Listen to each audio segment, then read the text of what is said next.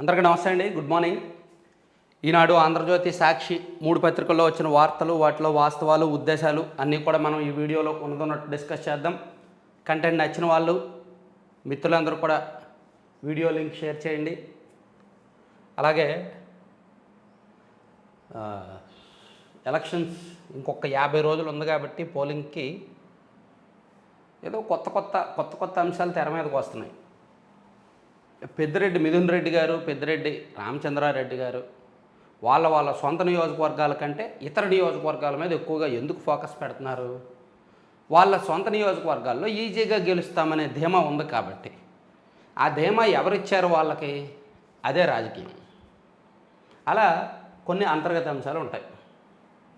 వాలంటీర్లకి ఉద్యోగాలు పోతాయని తెలిసినా, కఠిన చర్యలు తీసుకుంటారని తెలిసినా ఎందుకు వైఎస్ఆర్ కాంగ్రెస్ పార్టీ సేవలో తరిస్తున్నారు?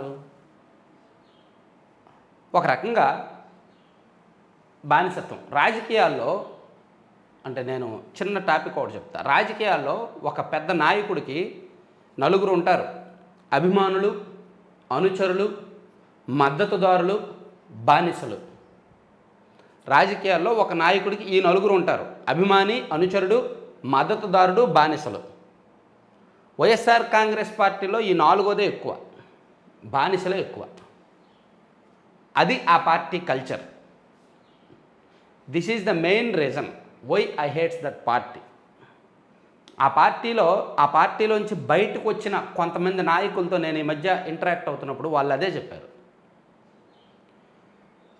చాలా క్లియర్గా ఎక్స్ప్లెయిన్ చేశారనమాట. సో దీన్ని బట్టి మీకు అర్థమై ఉంటుంది అంటే ఆ పార్టీలో అంతర్గతం ఎలా ఉంది అనేది. ఇప్పుడు నేను మెయిన్ పాయింట్కి వస్తా. సాక్షిలో ఈ వార్త రాసినప్పుడు నాకు చాలా ముచ్చట అనిపించింది. సాక్షిలో ఈరోజు బ్యానర్ వార్త చదివితే నాకు చాలా సంతోషం అనిపించింది, చాలా ముచ్చట అనిపించింది. సామాన్యులకే సై, వైఎస్ఆర్సీపీలో నిబద్ధత గల కార్యకర్తలకు ఎంపీ, ఎమ్మెల్యే టిక్కెట్లు. రాష్ట్ర చరిత్రలో సరికొత్త ఒరవడికి సీఎం వైఎస్ జగన్ శ్రీకారం. నిజంగా అప్రిషియేట్ చేయాల్సిన అంశం, నిజంగా సంతోషించాల్సిన అంశం. మనమంతా కూడా వైఎస్ఆర్ కాంగ్రెస్ పార్టీని అప్రిషియేట్ చేయాల్సిన అంశమే సీఎం జగన్మోహన్ రెడ్డి గారిని. ఎందుకంటే సామాన్యులకు ఎంపీగా, ఎమ్మెల్యేగా అవకాశం ఇవ్వడం అంటే మామూలు విషయం కాదు. నేను మైలవరం సర్నాల తిరుపతిరావు గారి అంశంలో కాస్త స్టడీ చేశాను. ఆయనకు సీట్ అనౌన్స్ చేస్తామని పార్టీ వాళ్ళు చెప్పినప్పుడు, సీట్ అనౌన్స్ చేస్తామంటే నా దగ్గర ఏమున్నాయండి డబ్బులు, నేనేం పెట్టలేను కదా అంటే, నువ్వేం పెట్టొద్దు, 2 జతలు బట్టలు, సరైన బట్టలు 2 జతలు వేసుకొని బయట జనంలో తిరుగు చాలు, మిగిలిందంతా మేము చూసుకుంటామని పార్టీ పెద్దలు చెప్పారంట. అలాగే మిగిలిన వాళ్ళందరికీ కూడా అదే. అంటే ఎటువంటి ఫైనాన్షియల్ బ్యాక్గ్రౌండ్ లేదు, ఎటువంటి స్ట్రాంగ్ బ్యాక్గ్రౌండ్ ఏమీ లేదు. కానీ వాళ్ళని రాజకీయాల్లోకి తీసుకొచ్చి ఎమ్మెల్యే, ఎంపీ టికెట్లు ఇవ్వడం అనేది మామూలు విషయం కాదు, ఖచ్చితంగా అప్రిషియేట్ చేయాల్సిన విషయమే. ఈరోజు సాక్షిలో బ్యానర్ వార్త చదివితే నాకు అదే అనిపించింది. కానీ ఇక్కడో మెలికుంది, జాగ్రత్తగా వినాలి. వాళ్ళ పట్ల ప్రేమతోనో లేదా వాళ్ళను నిజంగా రాజకీయంగా ఉద్ధరిద్దామనో ఈ నిర్ణయం తీసుకోలే. మనం ఏం చెప్పినా వింటారు, మనం ఏం చెప్తే అది చేస్తారు. కాస్త పలుకుబడున్నాడు, కాస్త గట్టోడైతే మనం ఏం చెప్తే అది చేయడేమో, ఇటువంటి వాళ్ళైతే మనం ఏం చెప్పినా చేస్తారు అనే ఒక మారుమూల క్రూరమైన ఆలోచన దాగి ఉంది. ఏం చెప్పినా చేస్తారు మీన్స్ తన రాజకీయ ప్రత్యర్థుల్ని ఎలా తిట్టమంటే అలా తిడతారు. వైఎస్ఆర్ కాంగ్రెస్ పార్టీలో ప్రత్యర్థులను తిట్టడంలో హద్దు అదుపు లేదనే విషయం మీకు తెలుసు, పరిమితులు లేవనే విషయం మీకు తెలుసు. సో రేపు పొద్దున్న వీళ్ళందరూ గెలిచిన తర్వాత వీళ్ళకి అప్పచెప్పే మొదటి టాస్క్ అదే. గైడ్ లైన్స్ వస్తాయి ఆ పార్టీ నుంచి, ఆ పార్టీ సెంట్రల్ ఆఫీస్ నుంచి ఒక పీడిఎఫ్ ఫైల్ వస్తుంది వాట్సాప్లో. అందులో ఒక 10 పేజీలో 20 పేజీలో గైడ్ లైన్స్ వస్తాయి. ఆ గైడ్ లైన్స్ని అనుసరించి ప్రత్యర్థి మీద అటాక్ చేయాలి. అందులో అబద్ధాలే 90% ఉంటాయి. ఈ మధ్య వైసీపీ నుంచి బయటకు వచ్చిన వాళ్ళతో నేను పర్సనల్గా ఇంటరాక్ట్ అయ్యే సందర్భంలో ఇన్ని కఠిన వాస్తవాలు తెలిసాయి. సరే, అలాగే దానికి తగ్గట్టు వార్త చదివినప్పుడు సంతోషం అనిపించింది. నిజంగా జనబలం, ప్రజాసేవ, గీటురాయిగా అభ్యర్థుల ఎంపిక, కార్యకర్తలు, జడ్పీటీసీ సభ్యులు, మేయర్, జడ్పీ చైర్పర్సన్లకు అందడము, నెల్లూరులో కోటీశ్వరుడు నారాయణపై ఖలీల్ అహ్మద్ పోటీ, మైలవరంలో రైతు బిడ్డకు అవకాశం, ఇక్కడ టీడీపీ టికెట్కు కోటీశ్వరుడు, దేవినేని ఉమ, వసంత కృష్ణ ప్రసాదుల మధ్య బాబు వేలంపాట, కోటీశ్వరుల బరిలో నరసాపురం లోక్సభ స్థానంలో న్యాయవాది ఉమాబాలకు అవకాశం, మడకశిరలో ఉపాధి హామీ కూలీ, సింగనమలలో టిప్పర్ డ్రైవరు, సీఎం జగన్ సాహసోపేత నిర్ణయంపై దేశవ్యాప్తంగా హర్షాతిరేకాలు. దేశవ్యాప్తంగా ఏముంది, అంతరిక్షంలో వాళ్ళు ఏలియన్స్ కూడా సంబరాలు చేసుకుంటున్నారు, అది వేరే విషయం. సో వీళ్ళు నిజంగా సామాన్యులే, వీళ్ళకి అవకాశం ఇవ్వడం మంచిదే, కానీ ఆ ఉద్దేశం మంచిది కాదు అంటా నేను. ఆ ఉద్దేశం ఏంటయ్యా అంటే రేపు పొద్దున్న వీళ్ళని పావులుగా వాడి ప్రత్యర్థుల మీద అటాక్ చేస్తారు, వీళ్ళని పావులుగా వాడుకుంటారనమాట. సో అందుకే నేను చెప్పాను కదా, అభిమాని, అనుచరుడు, మద్దతుదారుడు, బానిస. సో ఆ నాలుగో వాళ్ళుగా ఎవరుంటారో వాళ్ళని ఎంకరేజ్ చేస్తున్నారు.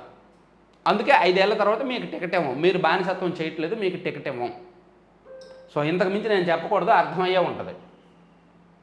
సరే, తర్వాత విషయం ఈనాడులో బ్యానర్ వార్తకు వద్దాం. ఇప్పుడు సాక్షిలో బ్యానర్ వార్త మళ్ళీ చెప్తున్నా, నిజంగా ఇది మంచి విషయం, కానీ దీని వెనక ఉన్న ఉద్దేశం మంచిది కాదు, క్రూరమైనది.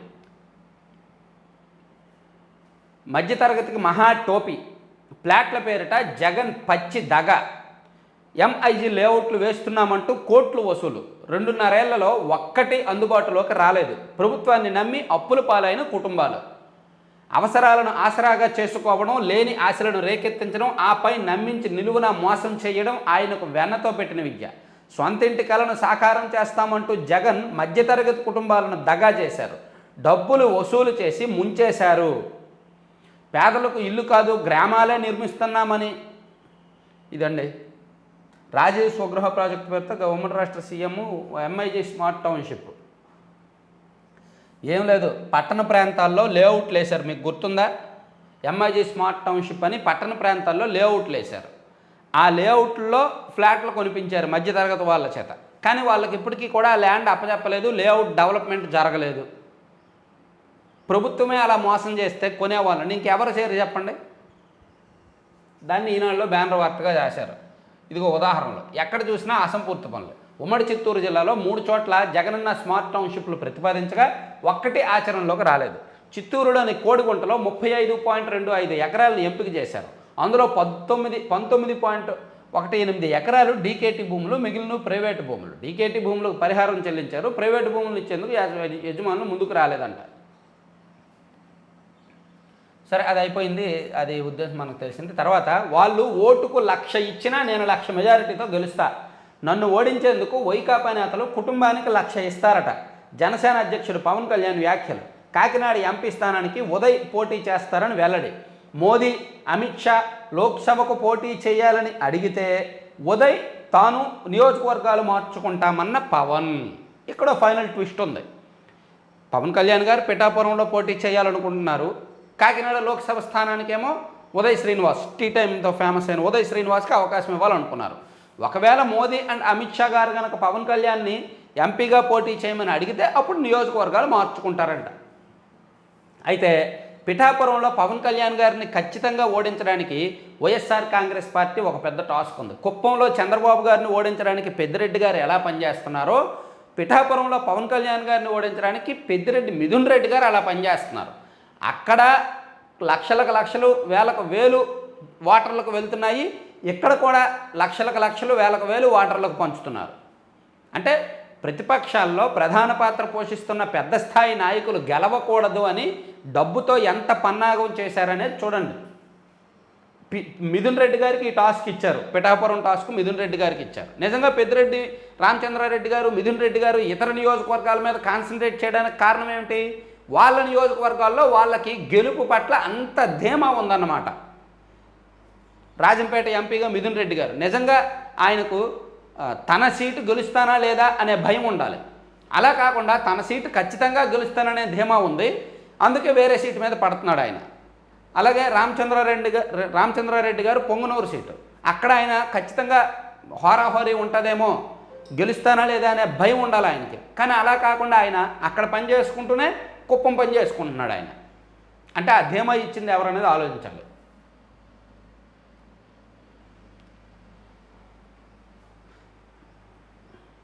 ఇక ప్రభుత్వ ఉద్యోగులు ఎన్నికల ప్రచారంలో పాల్గొంటే కఠిన చర్యలు, కొత్త పథకాలు ఏవి ప్రకటించడానికి వీల్లేదు, శంకుస్థాపనలు ప్రారంభోత్సవాలు చేయకూడదు, రాష్ట్ర ప్రధాన ఎన్నికల అధికారి ముఖేష్ కుమార్ మీనా వెల్లడి. సో ఖచ్చితంగా ఎన్నికలు కూడా అమల్లో ఉంది కాబట్టి శంకుస్థాపనలు ప్రభుత్వ పథకాలు అవి ఇవి ఇవ్వకూడదు, ప్రభుత్వ ఉద్యోగులు ప్రచారం చేయకూడదు. వాలంటీర్ కూడా ప్రభుత్వ ఉద్యోగే లెక్క. ప్రభుత్వం నుంచి రూపాయి లబ్ధి పొందుతున్నా అది గౌరవ వేతనమే అయినా ఆశా కార్యకర్తలైనా అంగన్వాడీలైనా వాలంటీర్లైనా ఎవరైనా సరే ప్రభుత్వ ఉద్యోగుల కింద లెక్క. వాళ్ళెవరూ కూడా ఒక పార్టీ జెండా మొయ్యకూడదు, ఒక పార్టీ కోసం పని చెయ్యకూడదు. కానీ వైసీపీలో అది ఇప్పటికీ జరుగుతుంది. ఇప్పటికీ కూడా మన ఊళ్ళల్లో ప్రతి ఊళ్ళల్లో వాలంటీర్లు వైసీపీ కోసం పనిచేస్తున్నారు, వైఎస్ఆర్ కాంగ్రెస్ పార్టీ సేవలో తరిస్తున్నారు, ఆ పార్టీ జెండాల సేవలో తరిస్తున్నారు. మరి ఈ ఈసీ ఏం చేస్తుందో చూడాలి. ఇక తెదేపా కార్యకర్తపై వైకాపా గొడ్డలు వేడు, నిద్రిస్తుండగా తలపై నరికి హత్య. ప్రజాగలం సభకు గ్రామస్తులను తీసుకెళ్లారని కక్ష. ప్రకాశం జిల్లాలో ఘోరం. ప్రకాశం జిల్లా గిద్దలూరులో అసలు ఇటువంటి కల్చర్ లేనే లేదు, ఎప్పుడూ ఈ కల్చర్ లేదు గిద్దలూరులో. మొదటిసారిగా చూడండి, అదేదో పల్నాడు జిల్లా మాచర్ల లేదా రాయలసీమలోని కర్నూలు కడప అటువంటి కఠినమైన ప్రాంతాల్లాగా గిద్దలూరులో ఏం చేశారో చూడండి. గిద్దలూరులో పాపం తెలుగుదేశం పార్టీకి ఇప్పటికీ అంతంతే ఉండేది, కాస్త ఈ మధ్య పుంజుకుంటుంది. దీంతో టీడీపీలో కసి పెరుగుద్ది, తెలుగుదేశం పార్టీలో కసి పెరుగుద్ది ఈ ఘటనతో. మన పార్టీ కాదా గొడ్డలతో వేటై, మన మాట వినడం లేదా గొడ్డలతో వేసేయి, ప్రతిపక్షాల అభిమానుల గొడ్డలతో నరికాయి. ఇది రాష్ట్రంలో అరాచక వైకాపా తీరు. అయిన దానికి కాని దానికి కక్షగట్టి గొడ్డలకు పదును పెట్టి అమాయకుల ప్రాణాలు తీసి వారి కుటుంబాల్లో వేదనను నింపుతున్నారు. తమ రాక్షసత్వాన్ని కొనసాగిస్తూ ప్రకాశం జిల్లాలో మరో తెదేపా కార్యకర్తను బలిగొన్నారు. చిలకలూరుపేట ప్రజాగలం సభకు పెద్ద సంఖ్యలో గ్రామస్తులను తీసుకెళ్లారనే నెపంతో పొట్టను పెట్టుకున్నారు. చూడండి, పాముల మునయ్య అనే వ్యక్తిని ఎంత దారుణంగా చంపేశారనేది.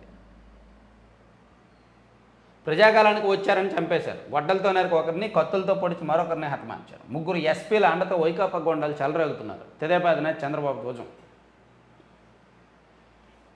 కాంగ్రెస్ అంట పాంచ్ పటాక, ఇంటింటికి గ్యారంటీ పేరుతో 5 న్యాయాలు 25 హామీలతో మేనిఫెస్టో.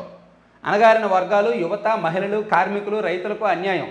ఉద్యోగులకు పాత పింఛను విధానం. సిడబ్ల్యూసీ భేటీలో తిదురూపు, త్వరలో విడుదల. దేశం మార్పు కోరుతుందో అన్న ఖర్గే. ఒకవేళ పొరపాటున దేశంలో ఎన్డీఏ కూటమి రాకుండా ఇండియా కూటమి అధికారంలోకి వస్తే మన చంద్రబాబు గారు ముఖచిత్రం ఏంటో. పొగడకూడని పొగట్టలన్నీ, వెయ్యకూడని బిస్కెట్లన్నీ వేసి నరేంద్ర మోదీ గారిని ఆకాశానికి ఎత్తేశారు మొన్న ప్రజాగలం సభలో. పొరపాటున ఎన్డీఏ కూటమి రాకుండా ఇండియా కూటమి కేంద్రంలో అధికారంలోకి వస్తే వీళ్ళ బాధ చూడాలి. రాదులే, 90% అవకాశాలు లేవు. ఏమో మరీ సైలెంట్ ఓటింగు, 10 ఏళ్ల వ్యతిరేకతతో విసిగిపోయి ఏమైనా ఉంటే చెప్పలేం, కానీ రాదు, ఆ ఛాన్స్ అయితే లేదు. మ్యాజిక్ ఫిగర్కి అటో ఇటో ఎంత టైట్ ఎలక్షన్ అయినా ఎన్డీఏకే అవకాశాలు ఉంటాయి. సో నేను అంటే పొరపాటున బై ఛాన్స్ చెప్తున్నా అంతే. అప్పుడు మన చంద్రబాబు గారు ముఖ చిత్రం ఏంటా అని. ఇది సంగతి. కార్టూన్ మంచి ఇంట్రెస్ట్గా వేశారు. మేమంతా సిద్ధం పేరుతో 27 నుంచి వైకాపా బస్సు యాత్ర. సో ఆ బస్సు యాత్ర కంటే జగన్మోహన్ రెడ్డి గారు వాడుతున్న బస్సు టైర్లు చూడండి ఎంతెంత పెద్దలు పెట్టారు. ఎందుకు ఇంత పెద్దలు పెట్టారు? రోడ్ల మీద గుంతలు ఉన్నా సరే తెలియకుండా, రోడ్ల మీద గుంతల రోడ్లు కదా మన రాష్ట్రంలో, సో అవేమీ తెలియకుండా ఆయన సాఫీగా సేఫ్గా ఉండడానికి పెద్ద పెద్ద టైర్లు పెట్టి బస్సులు రెడీ చేశారంట. మన రోడ్లపై గుంతలను దాటగలిగేలా పెద్ద చక్రాలతో ప్రచార బస్సు సిద్ధం చేశాను సార్ అని చెప్పి ఈ అసిస్టెంట్ ఆ సార్కి చెప్తున్నారు. ఆ సార్ ఎవరో తెలుసు కదా. అది కార్టూను. తర్వాత వాలంటీర్ల బరితెగింపుపై అధికారులు కొరడ. రాష్ట్ర వ్యాప్తంగా 30 మంది డిస్మిస్ అయినా లెక్క చేయని కొందరు. మరికొందరుపై వైకాపా నేతలు, ఐపాక్ ప్రతినిధులు, ఎమ్మెల్యేలు ఒత్తిడి. వైకాపా తరఫున ఆర్టీసీ ఉద్యోగి ప్రచారం. సో వాలంటీర్లు ఎక్కడికక్కడ బరితెగిస్తున్నారు, ప్రచారాలు చేస్తున్నారు, వాళ్ళని ఒకసారి డిస్మిస్ చేస్తే మళ్ళీ విధుల్లోకి తీసుకోకూడదు అనేది రూల్ పెట్టాలి. ఒకసారి ఎన్నికల విధుల్లో అక్రమాలు చేశారు, లేదంటే ప్రభుత్వం తరపున పనిచేశారు, కోడ్ ఉల్లంఘించారు అని డిస్మిస్ చేస్తే మళ్ళీ తీసుకోకూడదు. అది ఆ రూల్ ఉంటే అప్పుడు కొంచెం జాగ్రత్త పడతారు. ప్రభుత్వ ప్రచారంలో, వైకాపా ప్రచారంలో ప్రభుత్వ ఉద్యోగులు, వాలంటీర్లు ఈసీ ఆదేశాలు బేఖాతరని మార్కాపురం జిల్లా అభ్యర్థి అన్నా వెంకటరాంబాబు తనయుడు కృష్ణ చైతన్యతో పొదిల్లో ప్రచారంలో పాల్గొన్న వాలంటీర్లు జిలాని, మజ్ను, వెంకటేష్ అంట. అది పరిస్థితి. మరి ఆ స్వీట్ ప్యాకెట్లు ఊరికే ఇస్తారా? స్వీట్ ప్యాకెట్లు ఇచ్చారుగా, స్వీట్ ప్యాకెట్లో పెట్టారుగా, మరి ఊరికే ఇస్తారా? ఇలాంటివన్నీ చేయాలి కాబట్టే ఇస్తారు.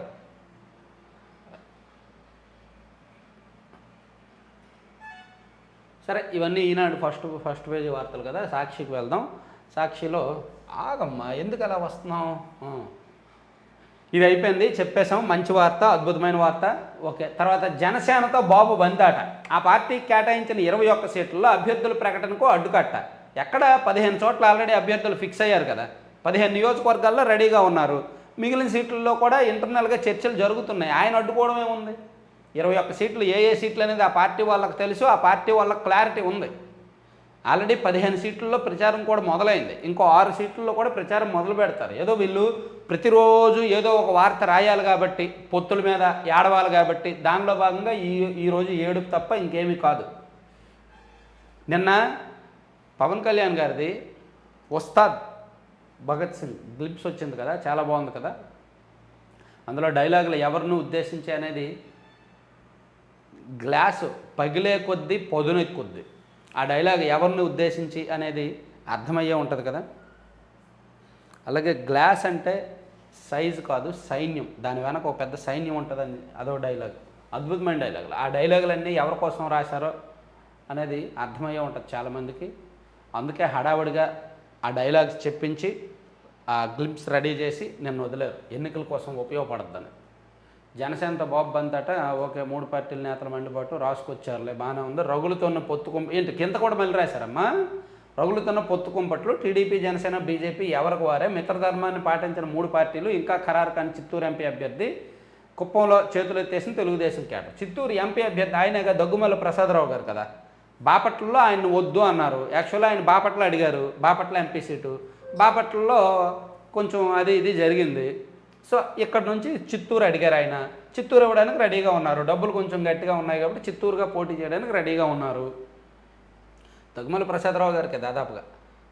తర్వాత స్వప్రజాకాలంతో కూటమి ఉక్కిరిబిక్కిరి. రగులుతున్న టికెట్ల రగడ. ఉండవల్లిలోని బాబు నివాసం వద్ద కదిరి శ్రేణుల నిరసన. హైదరాబాద్లోని ఇంటి వద్ద ఆలూరు కార్యకర్తల హల్చల్.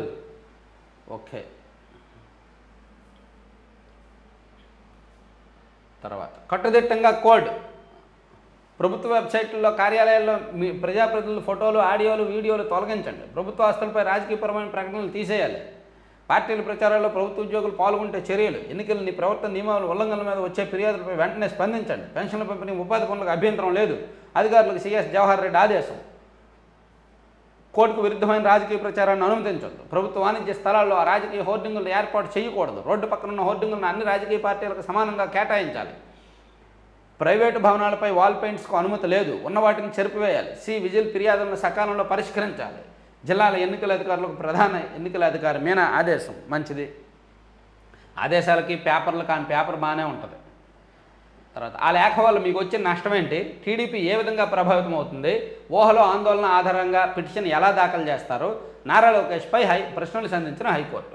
విజిలెన్స్ అండ్ ఎన్ఫోర్స్మెంట్ విభాగం బలోపేతకి కొన్ని అధికారాలు కోరుతూ ప్రభుత్వ ప్రధాన కార్యదర్శికి ఆ విభాగం ఇన్స్పెక్టర్ విజిలెన్స్ అండ్ ఎన్ఫోర్స్మెంట్ వాళ్ళకి కొన్ని అధికారాలు, కొన్ని స్పెషల్ అధికారాలు కోరుతూ ఆ డీజీ గారు సిఎస్ గారికి లేఖ రాస్తే దాని మీద అభ్యంతరాలు వ్యక్తం చేస్తూ నారా లోకేష్ గారు పిటిషన్ దాఖలు చేశారు కదా. అది నిన్న విచారణ జరిగింది. ఆ లేఖ వల్ల మీకు వచ్చిన ఇబ్బందులు ఏంటంటే కొన్ని ఇబ్బందులు ఉంటాయి. విజిలెన్స్ అనేది కొన్ని పరిమిత అధికారాలే, సీజ్ చేయడానికి అధికారం ఉండదు. అలా కొన్ని పరిమిత అధికారాలు ఉంటాయి. ఆ పరిమితులు తీసేసి అపరిమితంగా మేము దూసుకెళ్ళడానికి మాకు అధికారాలు ఇవ్వండి అని వాళ్ళు అడిగారనమాట. సో అది కొల్లి రఘురామరెడ్డి గారు అంటే ఆయన ఎలా వాడతారనేది తెలుసు కాబట్టి వీళ్ళు ఇలా చేశారు. జనసేన కార్యాలయానికి టూలెట్ బోర్డు అంట. కార్యాలయాన్ని అద్దెకిచ్చాము, పార్టీని కాదంటే వినవేము. ఇదిగోండి, ఇదం జగత్ అని కార్టూన్ వేశారు. టూలెట్ బోర్డు పెట్టారు జనసేన కార్యాలయానికంట. ఎక్కడో ఏదో జిల్లాలో పెట్టుంటారు. దానికి ఓ పంచ్ అనమాట. ఆంధ్రజ్యోతి. ఆ ముగ్గురిపై గురి. నిఘా డీజీ, డిఐజీ, పల్నాడు ఎస్పీలపై చర్యలు. ప్రధాని పాల్గొన్న సభపై ఉద్దేశపూర్వక నిర్లక్ష్యం. సో ప్రధానమంత్రి మోదీ గారు పాల్గొన్న ప్రజాగరణ సభలో జరిగిన కొన్ని పొరపాట్ల వలన కొంతమంది పోలీసు అధికారులు బలయ్యే అవకాశం ఉంది. మరి తప్పులు చేస్తే బలవ్వాల్సిందే. ఆ ప్రజాకాలం సభలో జనం ఎక్కువ ఉన్నప్పుడు వాళ్ళ పట్ల నిర్లక్ష్యంగా ఉండి వీవీఐపీ గ్యాలరీలోకి జనం వచ్చేస్తున్నా అడ్డుకట్ట వేయకుండా మైక్ సిగ్నళ్ళకి అడ్డంగా జనమున్న అడ్డుకట్ట వేయకుండా, మైక్ టవర్లు ఎక్కుతున్నప్పుడు కూడా వాళ్ళని నిలువరించకుండా పోలీసులు అక్కడ ప్రేక్షక పాత్ర పోషించారు అంటే వాళ్ళకు ఉన్నతాధికారుల నుంచి కొన్ని ఆదేశాలు ఉన్నాయని అర్థమయ్యి ఇంటెలిజెన్స్ వాళ్ళేమో కేంద్రానికి రిపోర్ట్ ఇచ్చారు. ఆ రిపోర్ట్ ఆధారంగా కేంద్ర హోంశాఖ ఈసీకి చెప్పింది. ఈసీ ఏమో వీళ్ళ మీద చర్యలకు రెడీ అవుతోంది అనేది ఒక అంశం. అలాగే కలెక్టర్లు, ఎస్పీలపై ఈసీనేగా 10 మందిపై వేటు పడే అవకాశం. ఎన్నికలు కూడా అమల్లోకి వచ్చిన నిబంధనల బేఖాతరుపై కమిషన్ కన్నెర్ర. అధికార పార్టీ నేతలతో అంటకాగుతున్న కలెక్టర్లు, ఎస్పీల వివరాల సేకరణ. నివేదికలు పంపిన సీఈఓ మీనా. వాటి ఆధారంగా ఏ క్షణమైన చర్యలు.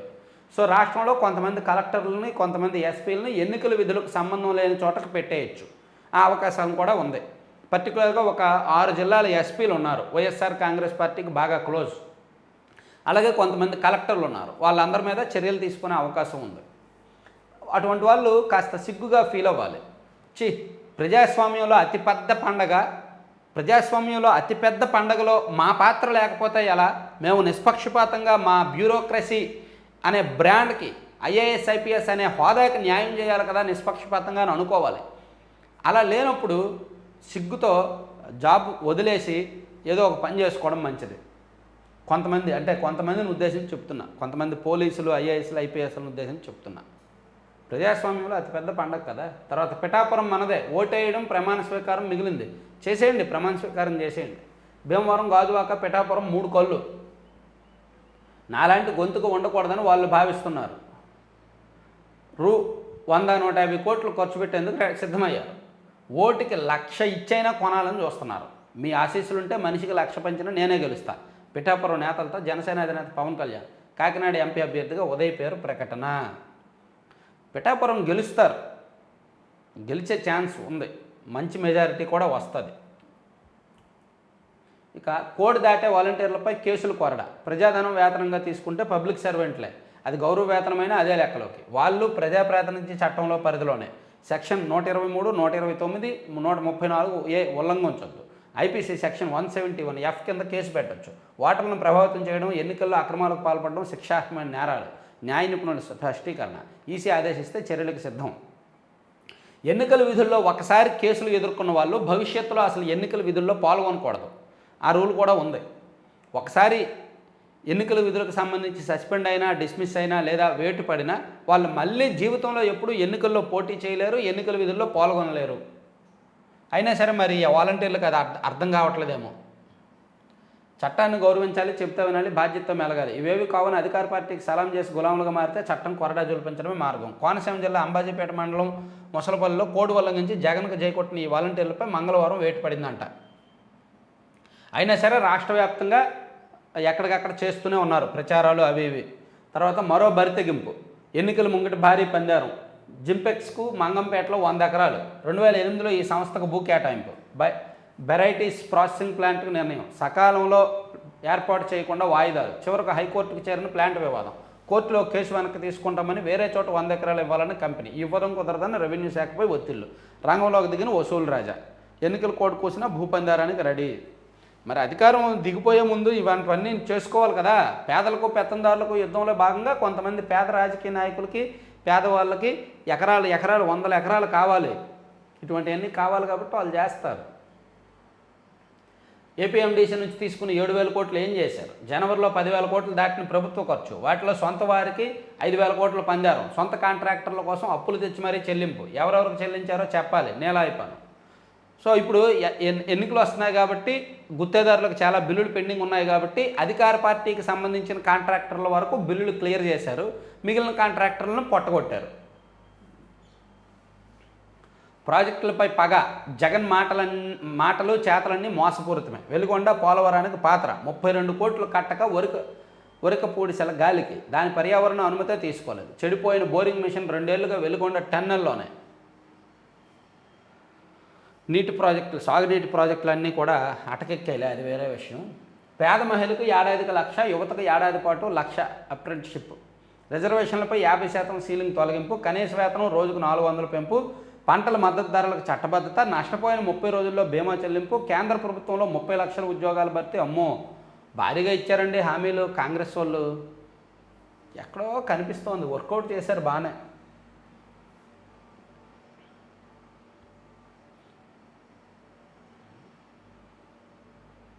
ఇవన్నీ ఆంధ్రజ్యోతి వార్తలు.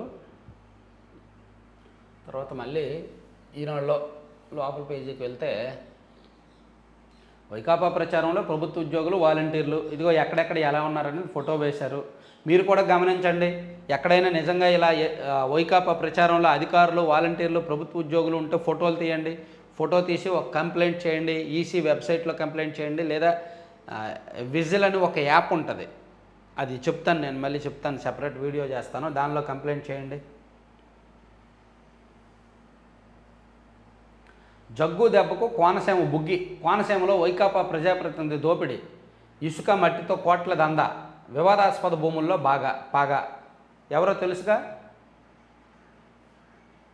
ఆ పేరు వింటేనే అర్థమైపోతుంది. జగ్గు. ఉమ్మడి తూర్పుగోదావరి జిల్లాలో జగ్గ అనే పేరుతో ఎవరున్నారో ఆయన గురించి రాశారండి. ఎవరనేది మీకు తెలిసే ఉంటుంది. పచ్చని రంగేసినట్లుండే ఆ ప్రాంతం కోనసీమ ముఖద్వారం. జగ్గుబాయి దెబ్బకు ఇసుక దెబ్బగా మారిపోతుంది. మాగాని భూములతో విలసిల్లే ఆ ప్రాంతం మాఫియా ముఠాలకు అడ్డాగా తయారైంది. ఒకప్పుడు ప్రశాంతంగా ఉండే ప్రదేశం నేడు దందాలు బెదిరింపులతో ప్రతిధ్వనిస్తోంది. జగన్ అండ తోడవడంతో జగ్గు కబ్జా కాండకు హద్దు పద్దు లేకుండా పోతోంది. లంకల్లో మట్టిని తవ్వేస్తూ నదుల్లో ఇసుకను తరలిస్తూ అనంతకాలంలో కోట్లు కూడబెట్టుకున్నారు. 151 నియోజకవర్గాల్లో ఎమ్మెల్యేలు అందరూ చేసింది కూడా మన దగ్గర ఇన్ఫర్మేషన్ ఉంది. మొత్తం అన్నీ కూడా నేను గ్యాదర్ చేసి పెట్టా. కొడాలి నాని అనుచరుడు కారుపై సొంత పార్టీ నాయకుడు దాడి. మరి పెద్ద పాము చిన్న పాము తిన్నట్టు ఉంటుంది అంతే. కోలగట్లో ఓ వడ్డీ కాసులు వాడు, ఆయన అవినీతిని నిరూపిస్తా. వైకాపా నేత గౌరీ శంకర్ నిరూపించి వాటా తీసుకోండి.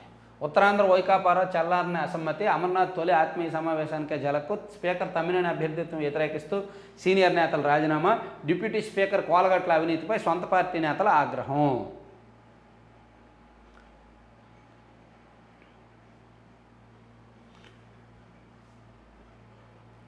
ఇదండి వైకాపాకు మేము ఎందుకు మద్దతు ఇవ్వాలి. రాయలసీమలో బెస్తల అంతర్గత సమావేశంలో చర్చ. కుల ఉనికిని కాపాడుకునేందుకు నంద్యాల లోక్సభ స్థానంలో స్వతంత్రంగా పోటీ. తెలుగు అకాడమీపై జగన్ సర్కార్ చేతకన్ను. ఓకే, ఇవి 3 పత్రికల్లో ఉన్న కీలకమైన అంశాలు. మరిన్ని మళ్ళీ చెప్పుకుందాం. ఇతర వార్తాంశాలన్నీ కూడా మళ్ళీ చూద్దాం. ఇంపార్టెంట్ కొన్ని ఉన్నాయి, సెపరేట్ వీడియోస్ చేస్తా. Thank you.